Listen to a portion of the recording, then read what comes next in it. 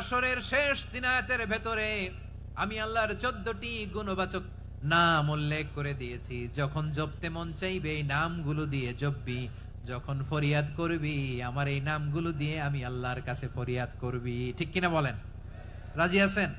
এই যে আর রহমান, আর রাহিম, আল কুদ্দুস, আস সালাম, আল জব্বার, আল আজিজ, আল হাকিম, এই নামগুলো ধরে ধরে আল্লাহর ডাকতে রাজি আছেন? খেয়াল করবেন প্রিয় ভাইরা, দোয়া কবুলের কিছু শর্ত আছে। এর মধ্যে একটা শর্ত হচ্ছে আল্লাহর সুন্দর সুন্দর নামগুলো ধরে ধরে আল্লাহকে ডাকা, তাহলে ওই দোয়াগুলো আল্লাহ তাআলা কবুল করে। এই নামগুলো আরো বিশেষ করে বেশি করে জানার চেষ্টা করবেন, তাহলে আল্লাহর প্রতি অগাধ আস্থা, বিশ্বাস, ভালোবাসা আমাদের বাড়বে। এই যে 14টা নাম আল্লাহর পরিচয় আমরা ইন ডেপথ জেনেছি, আল্লাহর প্রতি আপনাদের আস্থা বেড়েছে না? আল্লাহর প্রতি আমাদের ভালোবাসা আরো প্রগাঢ় হয়েছে না? আমরা যখন ডাকবো তার নামেই ডাকবো, জিকির করব তার নামেই করব, ঠিক যেমনটি আল্লাহ শিখিয়েছেন। ঠিক কিনা বলেন?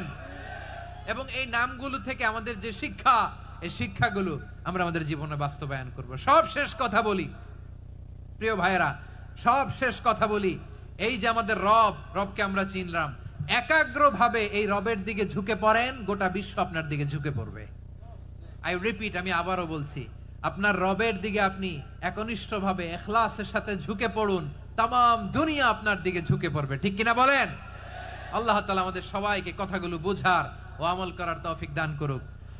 যে কথাগুলো বললাম, সর্বপ্রথম আল্লাহ তাআলা আমাকে এবং আপনাদের সবাইকে আমল করার তৌফিক দান করুক। হাযা মা ইনদি ওয়াল ইলমু ইনদাল্লাহ আলাইহি তাওয়াক্কালতু ওয়া ইলাইহি উনীব। সুবহানাকাল্লাহুম্মা বিহামদিকা আশহাদু আল্লা ইলাহা ইল্লা আনতা আস্তাগফিরুকা ওয়া আতুবু ইলাইক। এখানে আমাকে কিছু কপি দেয়া হয়েছে আপনাদের জন্য, একটা সামান্য উপহার। এক নজরে কোরআন, নাম শুনেছেন না? অনেক বছরের পরিশ্রম আমার, পুরো কোরআনকে 600 পৃষ্ঠার মধ্যে 114টি সূরার সার সংক্ষেপ, ইনফোগ্রাফিক স্টাইলে, ভিজুয়াল স্টাইলে এমন ভাবে সার সংক্ষেপ এই গ্রন্থের মধ্যে তুলে ধরা হয়েছে, খুব সহজেই আপনারা কোরআনের সূরাগুলোর সার মর্ম, মূল কথা জেনে যেতে পারবেন।